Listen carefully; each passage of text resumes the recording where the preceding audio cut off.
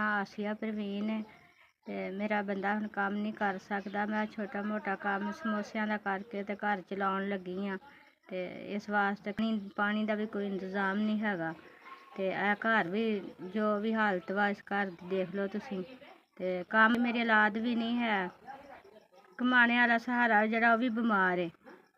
ਮੇਰੇ ਭਰਾ ਨੇ ਮੈਨੂੰ ਪੈਸੇ ਦਿੱਤੇ ਨੇ ਥੋੜ੍ਹੇ ਜਿਹੇ, ਅਤੇ ਮੈਂ ਸਮੋਸੇ ਟਿੱਕੀਆਂ ਦਾ ਕੰਮ ਕੀਤਾ ਆ। ਅਤੇ ਮੈਂ ਆਖਿਆ ਚਲੋ ਸ਼ੁਰੂ ਕਰਕੇ ਕੋਈ ਰੋਟੀ ਪਾਣੀ ਦਾ ਸਿਲਸਿਲਾ ਸ਼ੁਰੂ ਕਰ ਲਈਏ।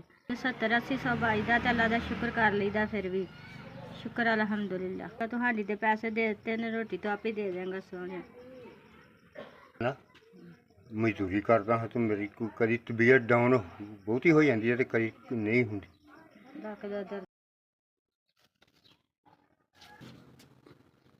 ਅੱਛਾ ਵੀਰ, ਅੱਲਾ ਤੇਰਾ ਭਲਾ ਹੋਵੇ। ਤੁਸੀਂ ਮੈਨੂੰ 5000 ਰੁਪਈਆ ਘੱਲਿਆ, ਬਹੁਤ ਮਿਹਰਬਾਨੀ ਤੁਹਾਡੀ, ਸ਼ੁਕਰੀਆ ਵੀਰ। ਅੱਲਾ ਤੁਹਾਡਾ ਭਲਾ ਹੋਵੇ, ਤੁਹਾਡੇ ਬੱਚਿਆਂ ਦੀ ਖੈਰ ਹੋਵੇ। ਅੱਲਾ ਤਾਲਾ ਤੁਹਾਡੇ ਬੱਚਿਆਂ 'ਤੇ ਰਹਿਮਤ ਕਰੇ। ਅੱਲਾ ਤਾਲਾ ਤੁਹਾਨੂੰ ਬਹੁਤਾ ਕਰੇ। ਜਿਹਨੇ ਮੈਨੂੰ ਪੈਸੇ ਘੱਲੇ ਨੇ, ਅੱਲਾ ਤਾਲਾ ਤੁਹਾਨੂੰ ਬਹੁਤਾ ਦੇਵੇ। ਅੱਲਾ ਤਾਲਾ ਕਿਸੇ ਚੀਜ਼ ਦੀ ਕਮੀ ਨਾ ਦੇਵੇ।